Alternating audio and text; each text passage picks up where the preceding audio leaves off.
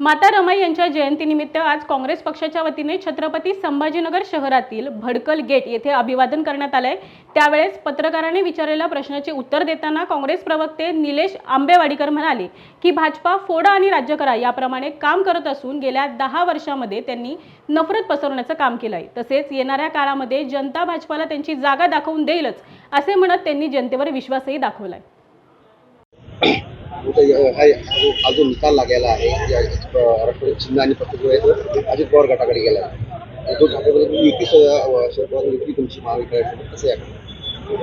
हुकुमशाही पद्धत जी असते, जशी इंग्रज राजवट आपण बघितली, फोडा आणि राज्य करा। इंग्रजांना जेव्हा वाटलं होतं की आता त्यांचं राज्य हे ते करू शकत नाही, त्यावेळेस हिंदू मुस्लिम ही जे वाद पेटवला हा इंग्रजांनी सर्वात प्रथम पेटवला। त्या वादाचा परिणाम आपल्याला नंतर स्वातंत्र्य लढ्यावर दिसला। त्याच्यानंतर आजचं हे भाजप सरकार आहे, हे भाजप सरकार हे त्याच पद्धतीने फोडा आणि राज्य करा पद्धतीचे सरकार आहे। त्यांनी आधी शिवसेना फोडली, नंतर राष्ट्रवादी फोडली। शिवसेनेचं मूळ चिन्ह हे शिंदे गटाला गेलं आणि राष्ट्रवादीचं मूळ चिन्ह हे अजित पवार गटाला गेलं। सर्व जनतेला माहिती आहे राष्ट्रवादी कुणाची आहे, शिवसेना कुणाची आहे। येणाऱ्या निवडणुकीत जनता ही सुज्ञ आहे व ती योग्य तो निर्णय देणारच।